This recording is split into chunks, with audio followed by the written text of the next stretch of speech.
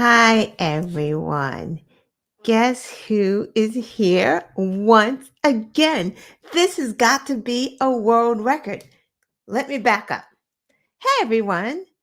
I am Lana Quest, and welcome to the Quest Show.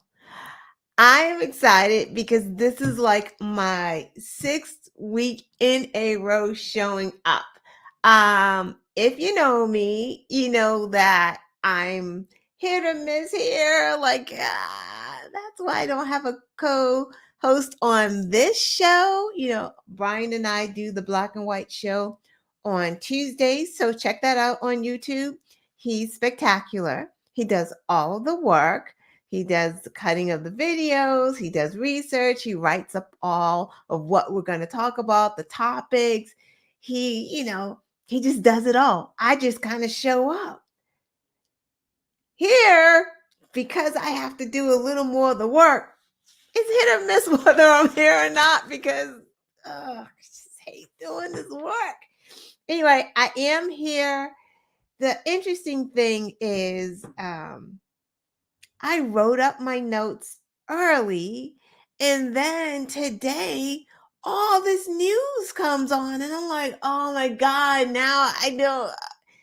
It was difficult because then I had to try to rework what I'm going to talk about. And now I'm all confused about everything because my mind was in one direction. These notes here that I did Wednesday night. Now today I have scribble because there was so much other stuff. We're going to get through it together. I promise you I will rant. I can't promise you that I'm not going to rant because that's just what I do. You know what? If you watch this and rewind, I'm telling you now, you're probably going to fast forward through my ranting, and that's okay. I'm not offended. Just like, share, and subscribe. That's all. Also, I do want to say thank you to my new subscribers. I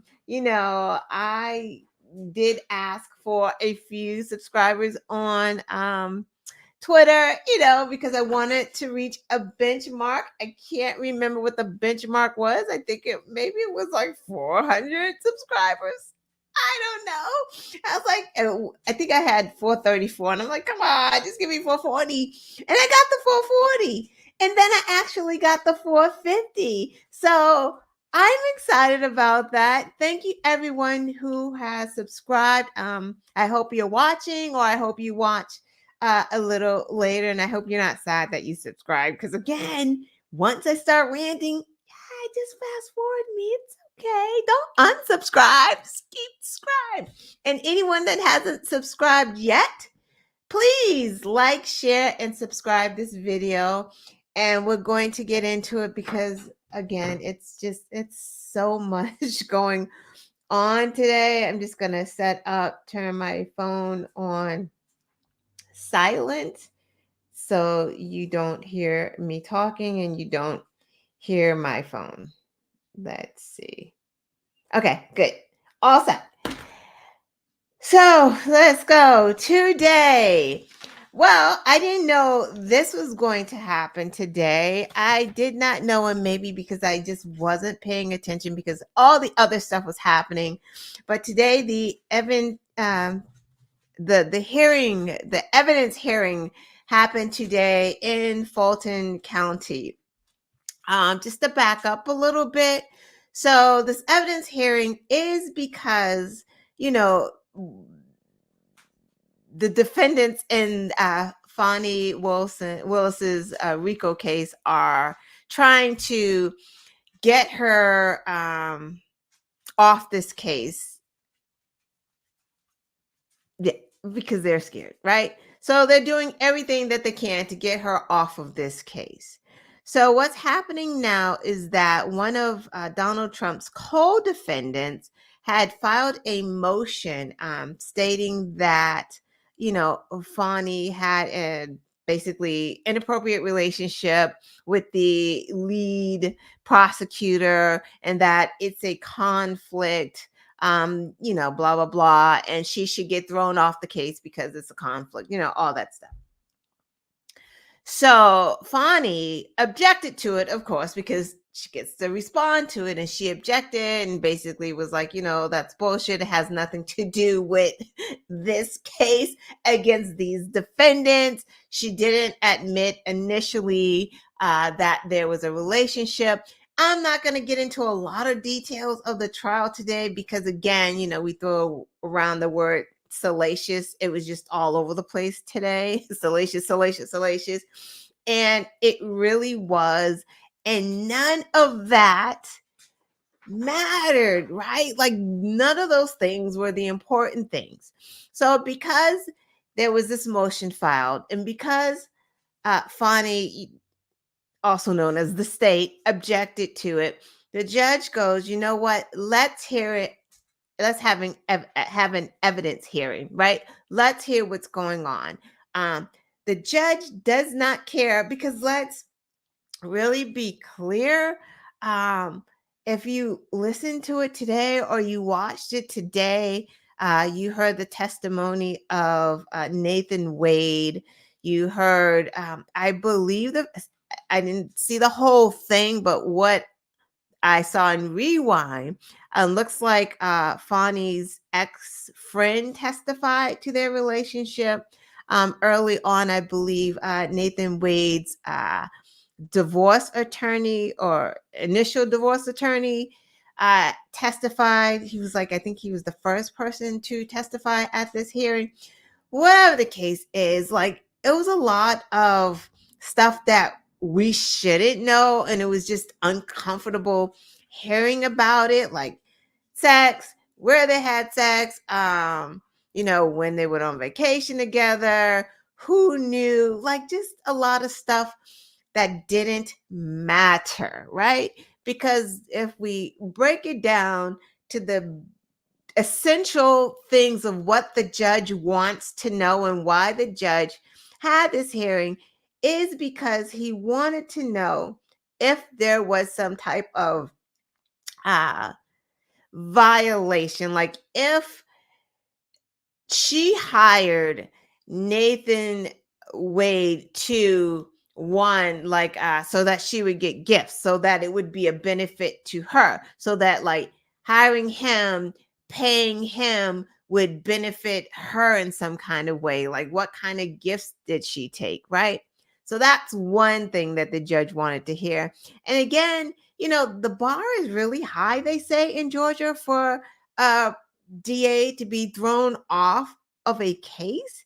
And even that is like an ethics violation, right? Because the other piece that has to be proven is that something that Fani Willis and Nathan Wade did prejudices the defendants.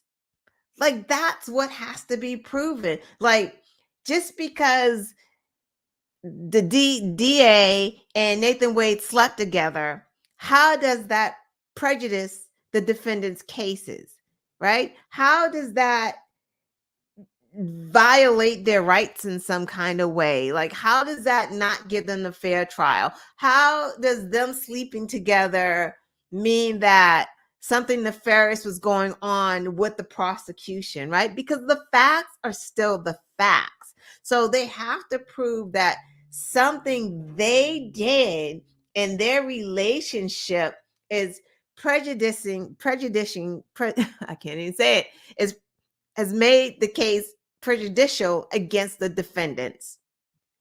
And they're not proving that. Now, is it an ethical issue? Quite possibly, right? But they still have to prove that. There's a lot of money that they talked about, like she paid him. They questioned how much he got paid, how much he was billing, and it appears from the testimony that he was being billed out the same as the other prosecutors. Then it was like, is he using the state's money to take her on these lavish vacations? Then it was like, she was paying her own way, or she was saying, I was reimbursing him. So if we went away, I reimbursed him. So then they're like, well, If you're reimbursing him or paying him back, show us proof. Where are the bank statements? So Nathan Wade had testified to this too. He was like, hey, she just gave me cash. And they're like, she just walked around with cash. He's like, she just gave me cash. I don't know when she got it. She just had cash. She gave it to me. He's like, I wasn't taking an account. If I booked a trip on my credit card, she would pay me back, or she would pay for the hotel and the car, something of that nature. So she wasn't specifically getting gifts from him, because again, if she can't get gifts over $100, because it has to be disclosed, right? So she's saying none of these things were gift when she testified, and she kind of corroborated what Nathan said, because he said she paid cash. And he's like, if you knew her, you can't argue with her. She's going to pay her way. That's what he said. No one knew that she was going to testify today, because she got the subpoena, and I believe that she was going to fight it. But she decided to go and clear her name, because a lot of stuff was being said, and she came in, and you could tell she was visibly upset, and she's visibly upset with the defendant's attorney and the way that they were questioning her, which was a little condescending, right? They filed paperwork saying that there was a conflict, and Fanny saying, you lied. You put a lot of things in here, like he lived with me, and certain things that just aren't true. So she was already coming in on the witness stand upset because they lied. So once she calmed down, she was able to establish, my view anyway, that yes, she walked around with cash. She had cash because, and she told this story that makes perfect sense. My dad, a black man, said to me, because I don't know about other families, but I do kind of know the black community, because I live in it, am it, said, make sure you keep money around the house. And she said, he would want me to have 6 months of, being able to pay my bills in the house. She's like, he's gonna get mad because I didn't have that amount. But through her lifetime, she was saying, she's had as little as 500 and as much as 17,000. So yes, she does have cash, because that's what they kept questioning, right? Like, it must be basically, he must be gifting you on these vacations, because there's no record that you paid him back. And she's like, I paid in cash. So now they're questioning cash. How do you have all this cash? Where is all this cash coming from? So she's like, I just have cash. I go to the bank, I go to the store, I get cash back. I pay more, I get the cash back. So I can have cash in the house, cash on hand. So that's basically what was going on today. That was believable, right? Because it's exactly what he said, and exactly what she said. She's like, I'm not going to not have cash. My daddy said, always have cash on you. When you're dating, you have at least $200 so you can get yourself home. So I always, wherever I lay my head is where I have the cash. So again, what is disappointing to me is that she put herself in this situation where she has to defend herself, where she had to come up and actually say, hey, you're confused. You think that I'm on trial. I'm not on trial, no matter how much you try to make me be on trial, right? It's you guys that are on trial, right? But because of some bad decisions, it looks like it's turned around now. And Trump has got to be so excited. He must have watched this just tickled pink about it, right? I mean, I'm glad that she took the stand, and I'm glad that she took charge, and I'm glad, it's got to be hella hard to try to question a district attorney, because she knows what you're doing. She steps ahead of you, and she's brilliant. So it was great to see that. but it also was, yes, disappointing because she definitely made a poor decision. And again, she's saying, and Nathan is saying that they started the relationship after he was already on, and then it ended, I don't know, sometime August. I can't even remember. It was so many things going around, but again, I don't even think that that was the issue for the judge, because remember, the judge is going to make the decision on whether she stays on this case, and that wasn't it didn't matter, because she can sleep with whoever she wants to sleep with. None of that matters. When she slept with him, when she didn't sleep with them, it doesn't matter. What matters is that if that relationship is going to cause prejudice against the defendants, that's the main reason, and we really have to stay focused on that. I personally do not think that she is going to be removed, because this her relationship has nothing to do with Donald Trump. There may be an ethical issue for her, but then again, it may not, because they cannot prove that she received gifts from Nathan, because clearly she was like a boss bitch. Like, she was the one doing what she needed to do. Fonnie Willis does not strike anyone as some woman who's like, oh my God, I got to get my nails done and my hair done, and you got to pay for it. That's not that woman. So they got a hard road to try to prove that. This is, again, it stunts, it shows. What it's not doing is delaying that Fulton County case, because that is still moving on. They are still working on that. There is no stay, there is nothing.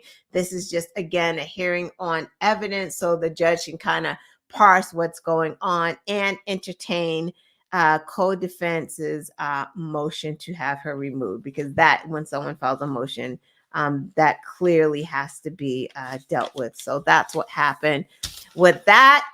Next up, let's go. Hi, the real Django.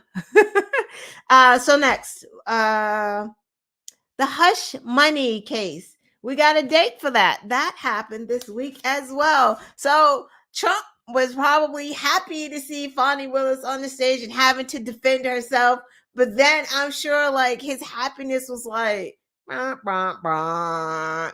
So the hush money case is coming up next month, March 25th. Nothing he can do about that. That's when they start the jury selection. If you forget, because there are so many cases, this is the case that District Attorney Bragg is bringing forth. You know how before the elections he paid off Stormy Daniels. Michael Cohen told us so. There's proof there was a check, all that good stuff. So that case is coming up. You know, everyone thinks that that case is like, it's no big deal. But the counts are a big deal, right? Like, it may be a smaller case in comparison to this RICO case and in comparison to the DC case, but these charges are very serious. He's got to be very nervous about this case, and it is a state case. I believe he has 34 counts in this case too, if I'm not mistaken. So that's coming up March 25th. They will start to pick a jury. The funny thing about this is that, so of course, hey Mary. So of course, I've already talked about Fonnie Willis on the stand today. We could talk about that later, because I don't want to go over her testimony and all that. So I'm talking about the March 25th date that's set for the hush money trial. So his attorneys tried to get out of that. So in their argument, which was quite interesting, and I'm glad, like, the judge was on top of things and the state is on top of things.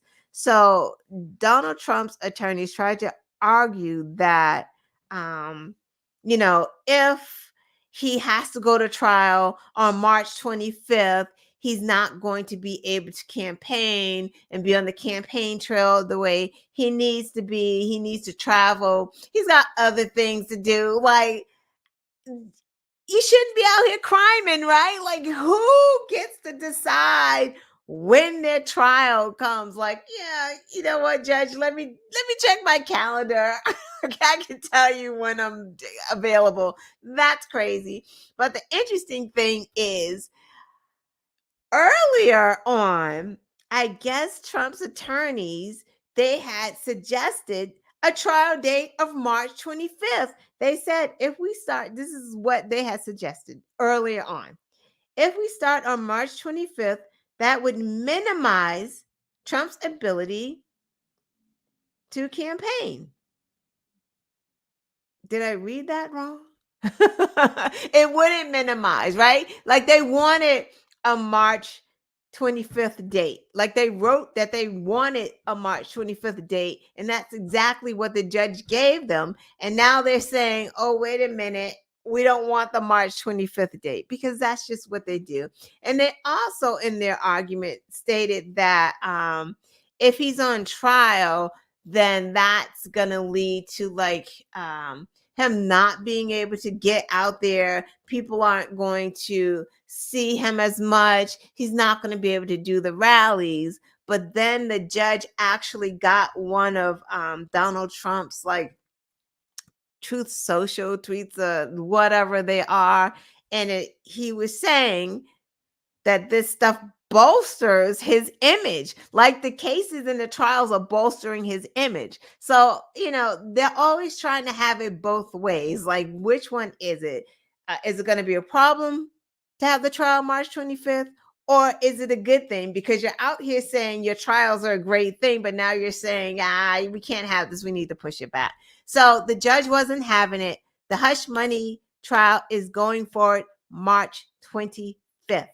That is good. That's an interesting thing that that was the first charge, right? Bragg was the first indictment, and here he is still hanging on. Like he had succeeded his position and was like, you know what, DC, you can go first. Y'all can go first. But now he's back in the spotlight. He's like, oh, wait, March is open? Me? Oh, we can do it here. I'm ready to go. So, yeah.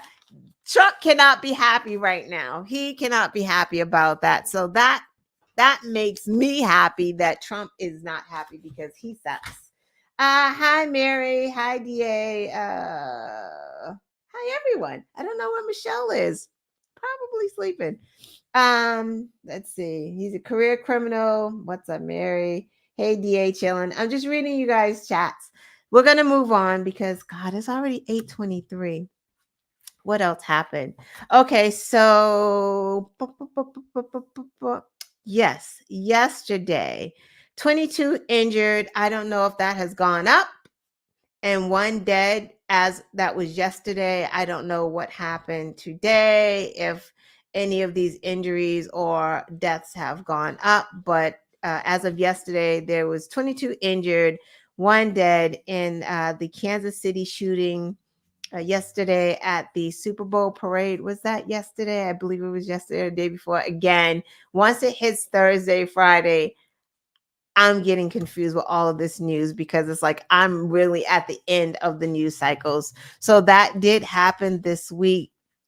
I'm not quite sure. They haven't released a lot of information from what I understand. If you guys got more information today, let me know, because as of yesterday, they didn't talk too much about what type of gun was used, if it was one gun, if it was two guns, if it was a gun that was made into like some type of rifle situation. They were talking about that before.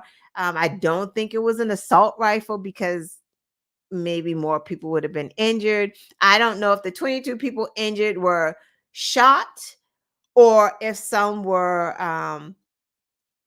fell down and got hurt running.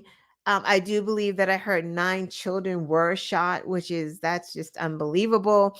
I know some of the suspects, I think they have 3, are underage. So there's a lot of moving parts with this. Maybe they are still trying to well, not even maybe. They're still getting this investigation together, and maybe at some point they'll tell the public a little more. But so moving past that part, let's just get to the gun part and let's just talk about, Missouri, because they have one of it's one of the least restrictive states. It doesn't restrict you at all. Like, there's no restrictions in Missouri. It's like anyone can have a gun. There's no background. There's no limit. You have unlimited access to assault weapons. You can conceal, carry loaded and conceal. Missouri is the place where they had a vote. I believe it was last year. The cops wanted the lawmakers to take up and ban 14-year-olds being able to walk down the street with assault rifles. Cops were like, we're uncomfortable with this. We don't like this. Please do something about it. So the lawmakers, took up a bill to ban children from being able to open carry in the street, in public places. It failed. It failed like, did I write it down? It was like something like 109 to 39 or something like that. To ban children, like, just think about that. It was a bill banning children from open carrying assault rifles up and down the street. It's just, Republicans said, what's wrong with that? It's a free country. Yeah, 14-year-olds. Republicans are the problem. Look at what point are we just going to say, you know what? Maybe we are starting to say that because it's just really becoming so clear. It's becoming so clear. I don't know. Like, I guess it really did take almost 20,000 gun deaths in 2023 before the needle starts to move. Like, maybe this is a problem. And I'm not saying, us liberals, because we always knew it was a problem, but like, it's a problem. Like, it's really a problem when you have 14-year-olds walking down the street with assault weapons. And you can't even parse it out because it's all because of one thing, whether it's gang violence, domestic violence, a beef in the street, a beef in a bar, someone who's crazy, someone who's disgruntled, someone who is racist, someone who's a bigot. It all boils down to the access of the guns. That's what it boils down to. So you can't even be like, well, what about Chicago and the gang violence? It's the access in every single instance. It's the access. Because if you're going to talk about gun violence and I hate to talk about this, but just for the sake of what's going on right now, if you're saying gang violence, right? But New York, but Chicago, but DC, right? You're doing all these things. Where are the guns coming from? Because these are states that have strict gun laws. Here in Massachusetts, you can't get one if you're living in what they call a hot spot. Boston, hot spot. There are areas that are just hot spots, and you have to meet certain criteria to apply to get a permit. Okay, let me go back. Let's talk about Massachusetts, the rules here, because I know what the rules here are, right? Number one, when you go in to have your firearm training, because you can't even apply until you get training. So you have to have so many hours of the training, and the training is handling a gun, shooting the gun, putting bullets in the gun, taking bullets out of the gun. Never put your finger on the trigger unless you're going to pull the trigger. how to store the gun, what not to do to store the gun, how not to put the gun in your car and leave the car, like all of the training. Then they give you a map of, if you live in these areas, these are the hot spots. It's hard for you to get a permit to carry in a hot spot unless you are a merchant, corrections officer, some type of something. You have to be, you can't just get a gun here. Like, it's not easy. Missouri, it's just easy. So if there's gun violence here in Massachusetts and guns are everywhere, that's because the guns are being carried across state lines. Why? Because it's easy access in a place like Missouri. Go to Missouri, anybody can buy a gun. You don't need a permit. Just anybody can buy a gun. So what's to stop that gun?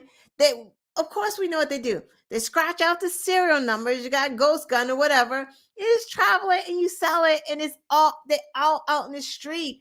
This is all coming from these Republican states, and it's by design. It's by design, like every fucking thing that they do is by design. All of it. It's more than just we're for the NRA. It's deeper than that. It's deeper than that.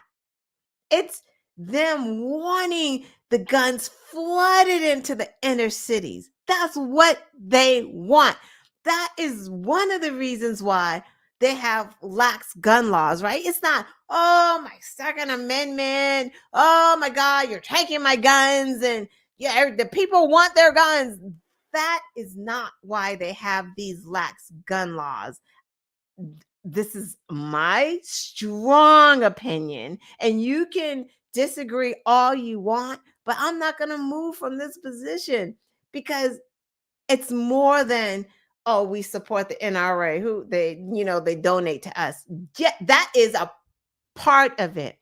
But the other part of it is they want these guns flooded into the inner city, right? They want that problem. They want the chaos in the inner cities. They don't want anyone in the inner cities to have anything. They want those to be the cities of the lost. They want them to be slums. They don't want them to be cared for, right? One, it's a great campaign slogan, but Chicago, but this, like, they want that. They want to keep certain people a certain way,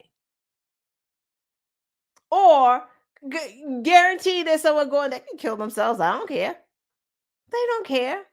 They want those guns flooded there. There's always a purpose and a plan.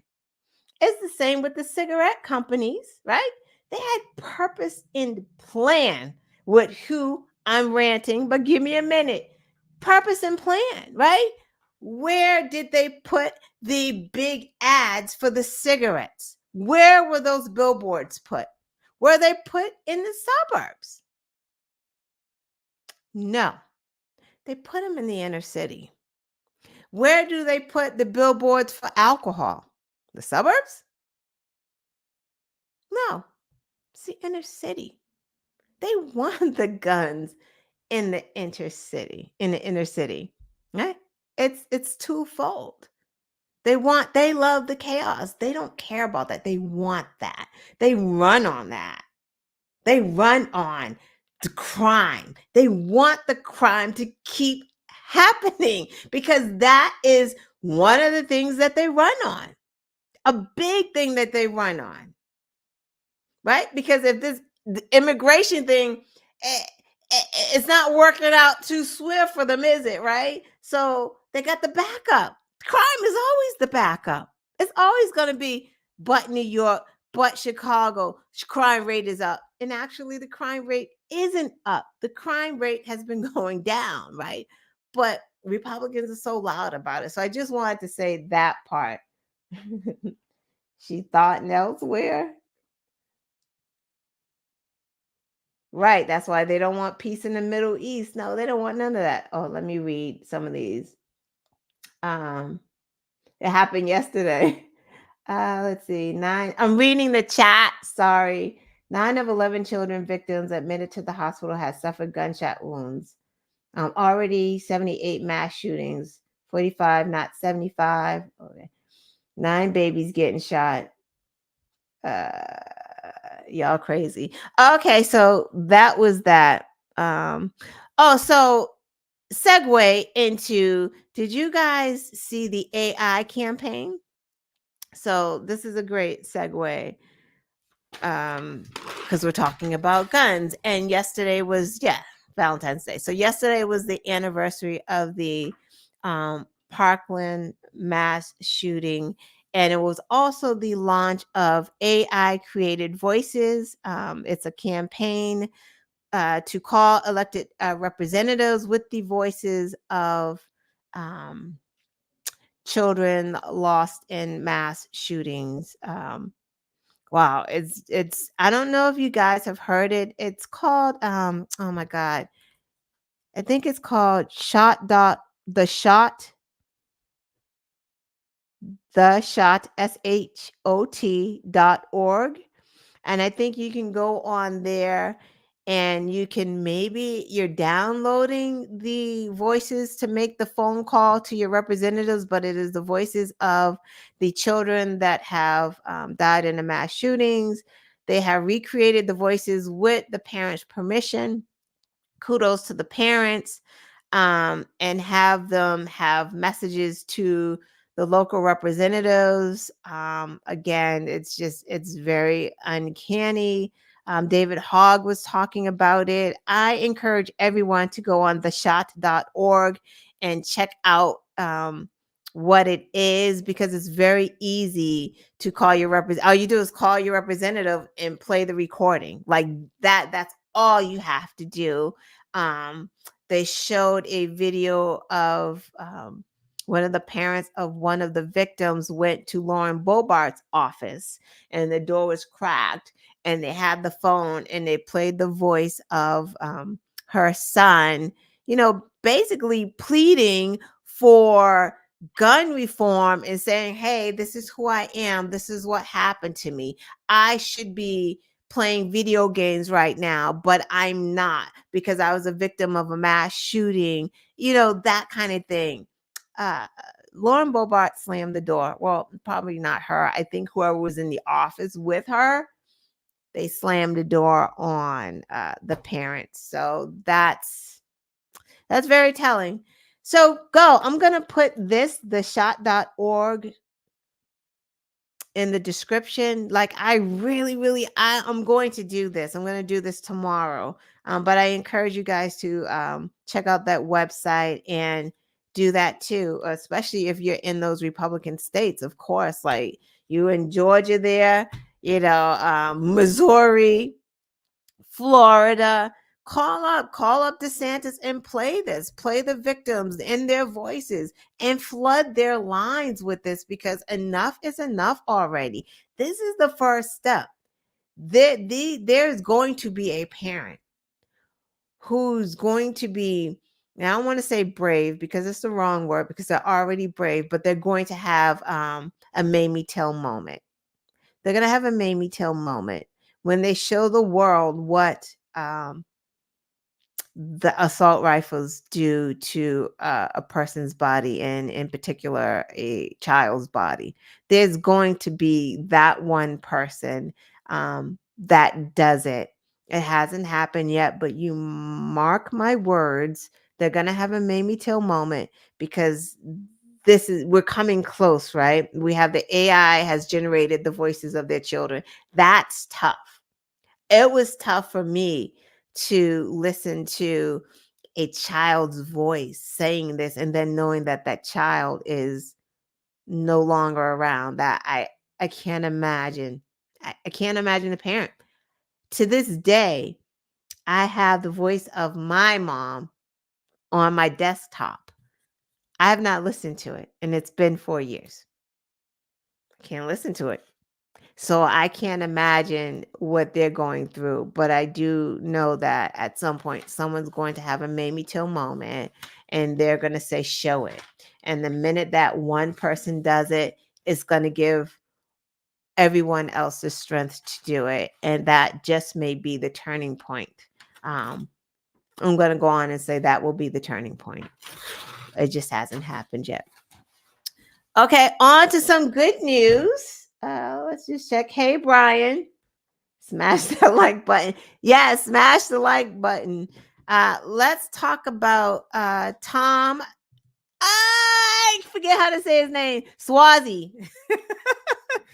He won New York at 3rd District. Woo, woo. Good for you, New York. We took that seat back. That seat was Democrat. Then it was Republican. Santos. Now it's back to Democrat. We working it, guys. So this should make Democrats cautiously optimistic. I am cautiously optimistic about it. This was the special election to replace George Santos's seat. Again, it was New York's 3rd congressional seat, left vacant by George Santos. It was hotly contested. A lot of money went into this, like millions and millions, not like a couple million. I think it was like $22 million, but it was well worth it. He defeated Mazi Melissa Phillip. So the thing about Tom is he was last elected there in 2020. So you could say these people were real familiar with him. He is from that area. He had that seat before and he left it to run for governor, which, of course, he did not win. So now he's trying to get he tried to get his seat back and he successfully got his seat back. And he ran on the border issue because he knew that that's what Mozzie was going to try to hammer him on. But Republicans have backed themselves up into a corner because they're stupid. They're just dumb. How are you going to have a conservative border bill and you're like, no, dead on arrival, but then turn around and say, but the border is a problem, and then turn around and impeach Secretary Mayorkas, but the border is a problem.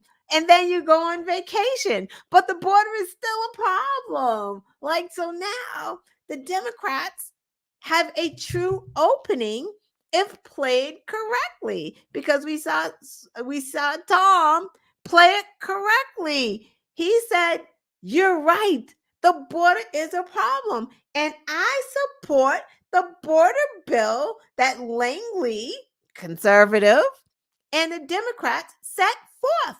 Let's fix it. Right? What's someone running against this guy gonna say? What's Mozzie gonna say? She can't say anything. If he's saying, I support that border package, let's get something done. Let's get something on the books, because doing something is better than doing nothing. But Republicans don't get that because they do so much of nothing. They don't understand how doing one little thing is a good thing. To them, it's like, it's Trump, right? All or nothing, my way or no way. I don't care. Biden's not going to get this win. Now what happens?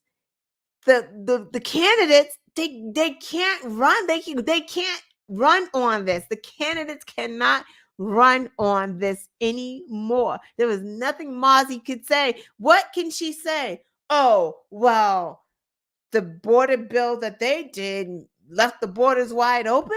You can't. That sounds stupid. Like, that literally sounds crazy. Someone's going to do a whole border bill, take all that time, and be like, we're just going to leave the door open. There's nothing to run on. Of course he won, right? And then the other thing, this is, Republicans should never win another election, and Democrats should never lose another election, because clearly the Democrats are the more brighter bunch. Just hands on, like just the more brighter bunch. Second thing that happened in this election, a snowstorm, right? Which you can't say the snowstorm impacted who won, right? Because it didn't say, I'm going to dump a bunch of snow on all the Republicans and no snow on the like that's just not how that works. So that didn't cause anything. But the issue with Republicans is they have spent so many years under Donald Trump saying, because of the pandemic, right? Remember the pandemic? Everyone was voting from home. They were pissed off about that because their thing is don't vote from home. Ooh, bad. Vote from home, bad. Ooh, right? Mail-in voting. Ooh, early voting. Ooh. Right? That's their thing. And it bit him in the ass. Tom Suozzi knew that he won that early on. They didn't even have to wait because they had already known.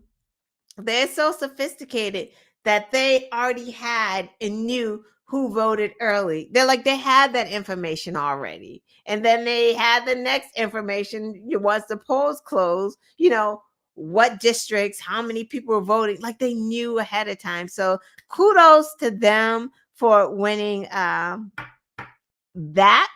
We have 6 seats. I think it's 5 or 6 seats left in Nassau County. So let's get those back, guys. There's real. I think that can happen. The only thing that makes me not really nervous, but makes me a little cautiously optimistic is that so in the general election, it's not really the immigration thing. We're going to be going on abortion, right? Like that's the big election is that's the most thing, right? Like when we're at the general election, people don't really say border. Like that's more the the local, how the congressional seats, whatever, these little special elections. But like the big one, it's the big issues, and I'm not saying that the border is not, but I think that it's going to be abortion. And what gives me pause with that is that I think some of the states that still have it, but you know what, that may work out though, because okay, so you would say a state like New York and Massachusetts may have lower turnout because maybe it doesn't drive us as much because we feel like we're protected because we have it. Which you shouldn't feel protected, because if Trump becomes president or any Republican, it's going to be national. So no one's protected. No one's protected. But that still works out because mostly in those swing states, it's dangerous for them. They're having a hard time. So you know what? Maybe we shouldn't worry so much. I think it's going to be okay. So congratulations to Tom Suozzi. Good job. And good job, Democrats, with your ground game. Good job. Like, they were out there. They did the grassroots. They did the ground game. They were knocking on doors. They were out there. And I think that's a benefit. So good job. Donald Trump wants Laura Trump to be the RNC chair. He has nominated her. I don't think it's supposed to work like that, but he's Donald Trump. Republicans are punks, so he gets his way. So she probably will be the next RNC chair. I mean, yay! That's like the best news ever. I will vote for Laura Trump to be the RNC chair because we already know what's going to happen. DA, I think you and I had a conversation about this. Like, she's going to end up with some charges for like embezzling money or something because Donald Trump is going to have her do all kinds of legal stuff because he's in trouble. Tomorrow, I think, isn't like Judge, what's his name, Erdogan or whatever, going to decide how much how much money he's going to have to pay. I'm so confused about this, and if he's gonna have to move his businesses out of New York and can't do business in New York, like all of that, he's about to have to pay something tomorrow. He's going to be in trouble. So he needs an injection of cash right now. And I think Laura Trump could be his segue into some money if she's running the DNC. Because you know what she said? She said she'd spend every single penny of RNC funds to elect her father-in-law. She said that. She said she would spend every single penny. Every single penny. Down ballot what? Down ballot where? What's the down ballot? She's like, what? There's other people running? There's more people that go on the ballot. I thought it was just my father-in-law. Like, she has what? That's why I'm excited. Yeah. Give all your money to Daddy Rape a Lot. Give it all to him so that everybody else down ballot is starving for money. She's about to doggone starve the RNC by giving Donald Trump all of the freaking funds people are donating, and he's going to in turn give it to his attorneys. And pay these settlements off because he doesn't have any money. Yo, this is wild. I want that to happen so bad. I don't know what to do. Like, that is one thing that I wish happens for the Republicans. Like, go for it, Lord Trump. Do it. Do it. And then you're going to be like freaking charged for like embezzlement or laundering money for Donald Trump. It's just stupid. That's probably why he didn't have his son do it. He's like, you know what? I'm not going to sacrifice Eric right now. He's too dumb. Laura, you want the job? Oh my God. That's crazy. Yes, next up, NY04. Next. Oh, right. Okay, so next up, what time is it? Oh my God, House Republicans drag Scalise from his cancer treatments to cast a vote to impeach Mayorkas. They say, Scalise, you have a cancer treatment? If you don't get your ass up here and vote, Al Green came up last week from the hospital and he had a blockage. He got wheeled in a wheelchair. We can't let them outdo us. That's exactly how that probably went down. They were so mad that Al Green, Democratic lawmaker, came to cast his vote against impeaching Mayorkas. He came with his nurses and his doctors and his wheelchair and his hospital stuff, and he cast his vote, right? And then no impeachment, right? So Republicans are like, called up Scalise. Yeah, we don't care if you're in the middle of chemotherapy. No. We need you to vote. Yeah, we need you to vote. Okay. So he comes and he votes, and they got the vote to impeach Mayorkas 214 to 213. One vote.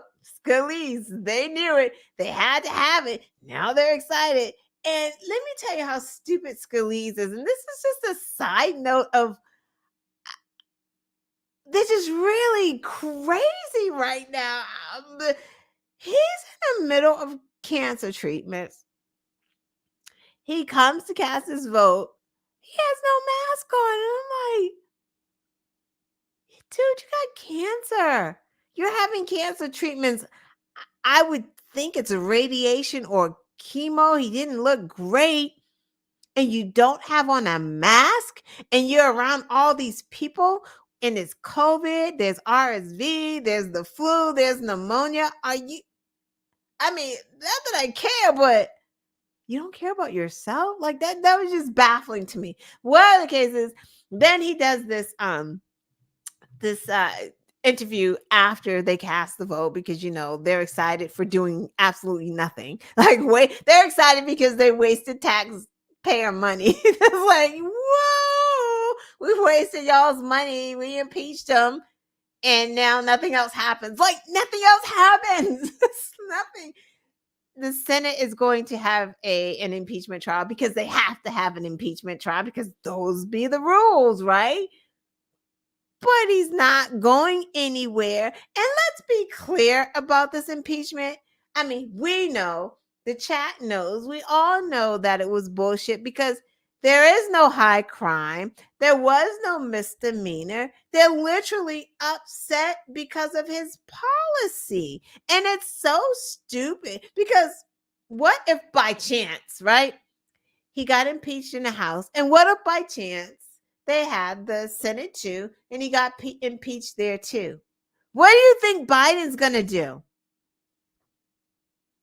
He's going to appoint another one that's going to carry out his policies. Like, it's the policy difference. It's no high crime, and they know it. They had no evidence per usual. It's just another stunt and show so that their MAGA cult can just write stupid shit online. Oh, Mayorkas was impeached. But can they even do that? Because, like, Mayorkas was literally working on the border deal with Republicans in the Senate to close the border.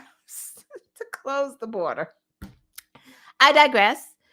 Scalise did an interview, and he gets up there and he says, yeah, well, this had to be done because Mayorkas, he's the derelict of duties, and he's causing this crisis, and Biden, it's all his fault. And well, why wouldn't you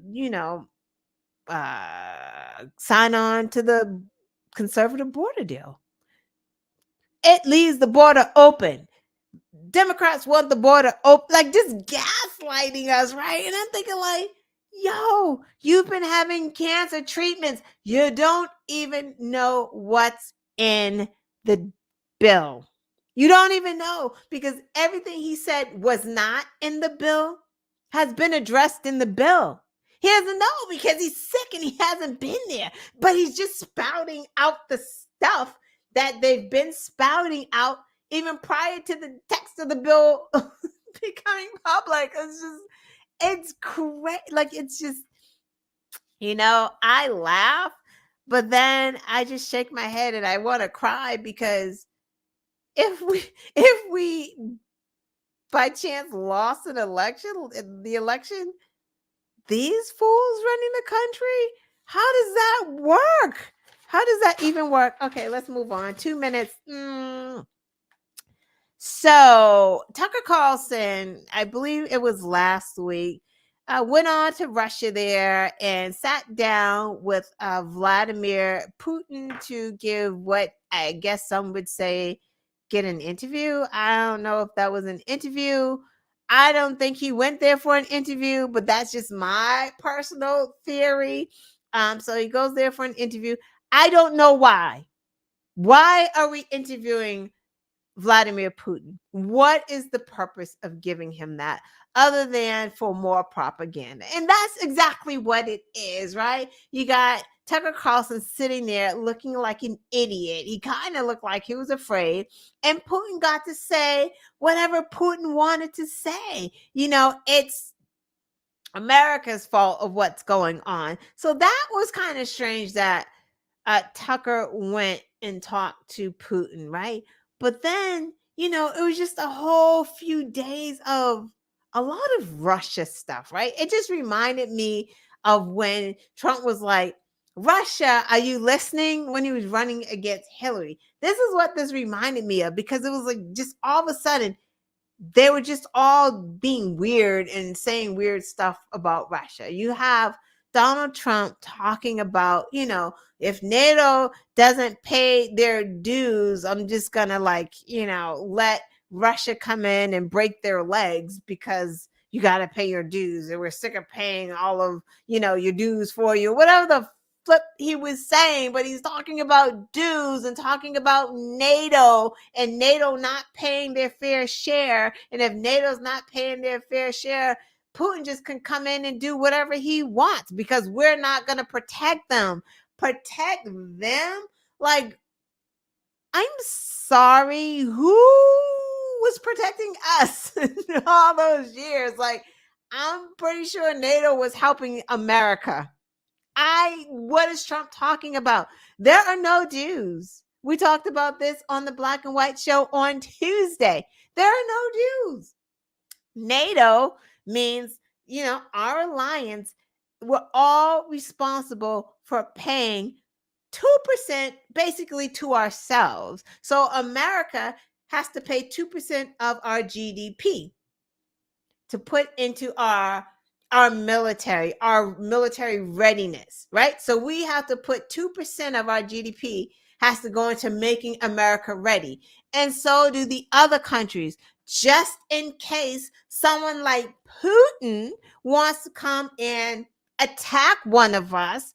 Our military readiness is on point and we can help each other. That is what we do. No one's paying fucking dues. NATO is not a union, but Trump wouldn't know that because he doesn't know anything about unions because he's a clown. But so that was striking that he actually said that he would let Russia just come in and do whatever the fuck Putin wants to do. So that is number two. Number one was Tucker Carlson going to fucking Moscow or wherever he went to sit down with Putin.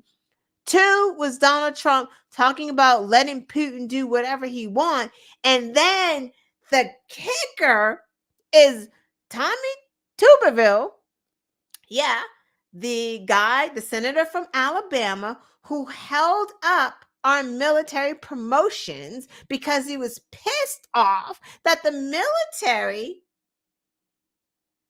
allows women to go get medical care wherever they want, inclusive of abortions. Just because they can go wherever they want. Why wouldn't women in the military be able to go if they're stationed in Mississippi who doesn't give that type of medical care and they're in the military? Why can't they go to New York? He's saying the military shouldn't pay for it. The military is not paying for the abortion. The military would be paying for travel for medical care. Because guess what? I'm pretty sure that person, that woman, did not say, hey, I'd love to be stationed over in Mississippi. Put me there. Put me in Alabama. That's where I want to be. They don't get to choose.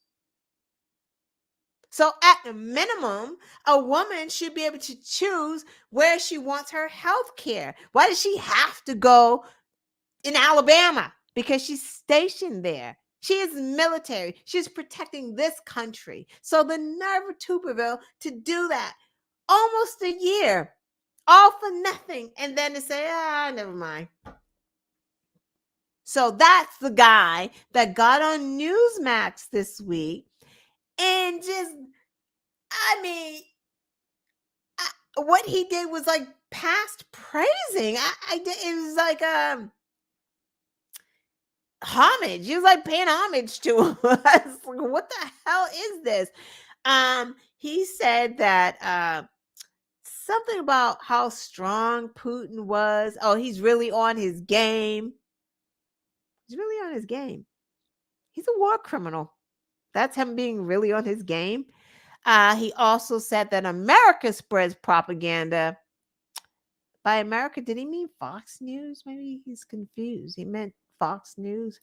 And he also said it's America's fault that Putin invaded Ukraine. It's not because Putin wants territory and power. It's America's fault because, hey, how would you feel if Ukraine's got all these American weapons and military at the border and you're staring at it? Wouldn't you do what Putin did? Like, this is what this dude is saying. This is what this dude is saying. That is number 3. There is something going on here. I can't specifically tell you what it is, but it is something. Tucker didn't go all the way there just because I want to talk to Putin. I don't know. Do a Zoom. No, there's something there. Just like it was something there when Trump ran against Hillary. Because remember, like, there were like our voter rolls and lists and addresses and stuff going around. Like, come on. I'm pretty sure that Tucker Carlson went there with whatever he went there with. I'm not saying what Tucker took with him, but you're not telling me that Tucker just went there just because. You're not telling me that it's just a coincidence that Republicans they've always been kind of pro Putin, but it's starting up again, and it's starting heavily because they want that Russian interference again. They need it. They don't have anything else. Trump is not putting any new voters on his side. He's just not. His base does not expand. If anything, his base is probably decreased from the pandemic. It had to.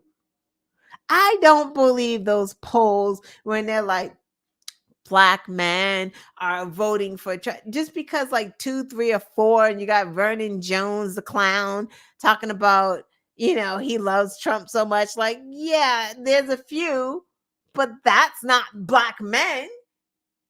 Black men ain't running to vote for a racist. Like, no one has forgotten the things that Trump has said.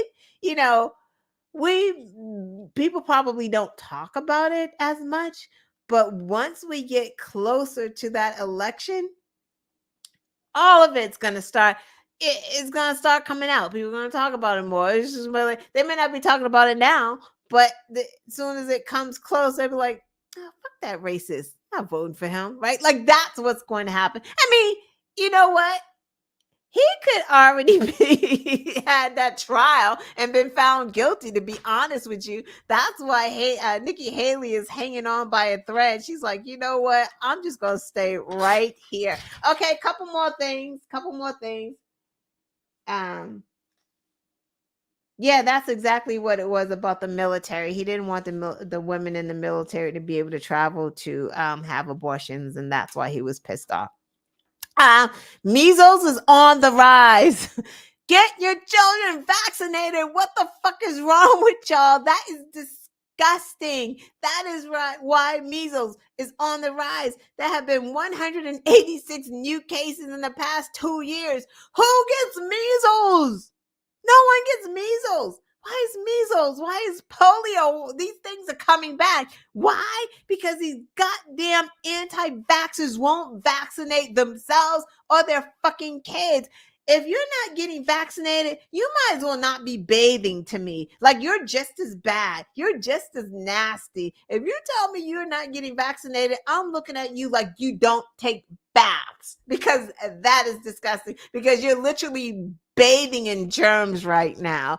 Nasty. Children used to be vaccinated before school. Like, I don't know. I know Florida and Ron DeSantis's handpicked, what is that guy called that's in charge of like medical decisions for the state? It's leaving my head right now. I can't remember what it is, but that guy, Ron DeSantis, handpicked to lie about COVID.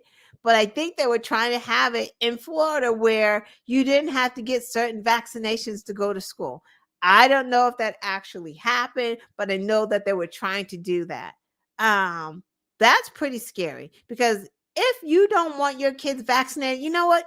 Get your own school or homeschool your nasty kids. Sorry, kids, because it's not your fault that you have stupid parents, but they're making you nasty kids. Nobody wants to go to school with unvaccinated children. That's just really bad. So that is why measles is on the rise, is due to anti-vaxxers. And unfortunately, it's going to get worse before it gets better, because these people have lost their minds. And meanwhile, the Republican lawmakers, and that's why this is so awful what Republicans are doing. But again, they want the chaos. They want the trouble so they can act like they're the saviors. And then they have 4 years, they do nothing. And then they come back and Democrats try to fix it, and then Republicans come back and act like, nah, it's their problem, when it was a Republican problem all along. But they just want the chaos and problems, because again, you better believe the Republican lawmakers are vaccinating their children,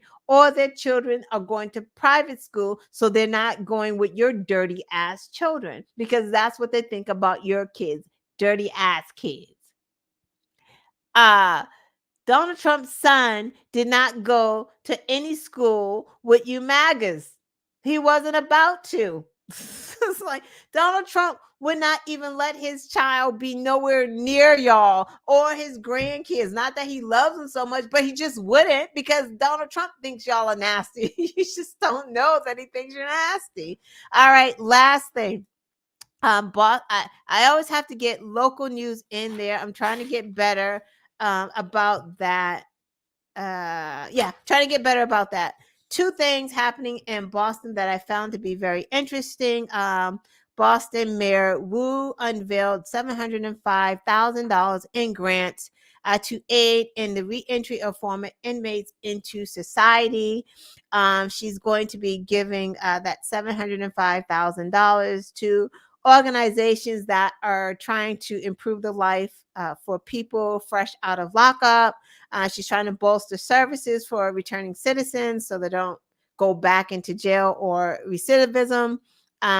She's trying to make their transition back into society a little more smoother by giving them job training, housing help, coping with past substance abuse, health and well-being, just to prepare them to be model citizens again, because everyone deserves a chance, and we don't want them to keep going back, because that is part of the problem. A lot of people don't see that. You think that they just come out of jail and then they're just supposed to do right. They just do right, don't go back. But that is harder, right? If you've been in jail, not that I've been in jail, and you're coming out, everything is different. You know, you need help getting a job. You need help getting a resume together. You may have gone in before everything became digitalized and all the interviews are on Zoom. Like, everything is changing so rapidly that when you come out of jail, you need help so that you just don't go back. Some people probably commit crimes just to go back into jail because it's so hard out here, at least in there for some. You eat and TV, you do whatever, but it's hard out here. So I'm glad that that's happening, especially in Massachusetts, because it is very expensive to live in this state. So these programs are imperative to keep them from committing crimes again and going back to jail. So kudos to her for doing that. Second story, first and second Sunday of every month. If you have a Boston Public School student, that Boston Public School student and probably Boston charter schools fall into that public school system. First and second Sundays, you can go into the museums, science museum, children's museum, zoo, museum of fine arts, the aquarium, for free, because Boston believes in the arts. And the arts are important to growth, especially with young people. And just because you can't afford these things, because remember I just said Massachusetts is very expensive to live. Going to the zoo is really expensive. It's almost like you go to the grocery store for the amount it's going to take you to take two kids, you and your husband, or you and your boyfriend, to the zoo is literally grocery shopping for a week. Seriously, it's expensive. It's no joke. So she's trying to ease that so that, kids from lower income families, or just in general, families that are struggling. It doesn't even have to be lower income, because, you can make a pretty decent income and still be like the working poor, right? Because of the bills, and because housing is so expensive and rents is so expensive. So just take note of that. Take advantage of it, because that is really a cool thing. If you haven't been, the aquarium is really cool. Museum of Fine Arts it's beautiful. Science Museum, oh my God, please go there. They have different things going on. They have this dome where they show like 3D type movies and 4D. So Get your kids there. It is free for them. I don't think it's free for you as a parent, but it is free for your kid. But I think if you have Citizens Bank or Bank of America or AAA or AARP, you are discounted as well. So get your kids into some art, get them off the streets, and 9:15. I did it. Yay. Surgeon General. Oh my God. Thank you. Yes, that Surgeon General, that handpicked Surgeon General that believed in demon sperm. He's probably out there saying, you don't need your vaccination. So if the Surgeon General is telling you that you don't need a vaccination, people aren't getting their vaccinations. This shit is incredible. Be safe out there, please. We're gonna have the plague soon. It's gonna all be the oh wait, we do have the plague. It's called Donald Trump. Anyway, guys, have a good night. I'll see you next week. And even before that, check me out on the Black and White Show with Brian. Again, he does great there. After you watch this, go over there and watch some of our shows. Pretty funny. You don't have to watch the whole show because Brian is so good. He cuts up little clips of us. So go there and watch that. He works really hard. I just show up, and that's that. Also, I've been doing little clips too, so check out my little clips. Again, if you haven't subscribed, please subscribe. Everybody have a good weekend. Thank you, Mary, for showing up. I know it's late for you, so I do appreciate you popping in from the Netherlands. Thank you, Brian, for coming. DA, yeah, this is what I say to DA. Have a good weekend, everyone. See you later.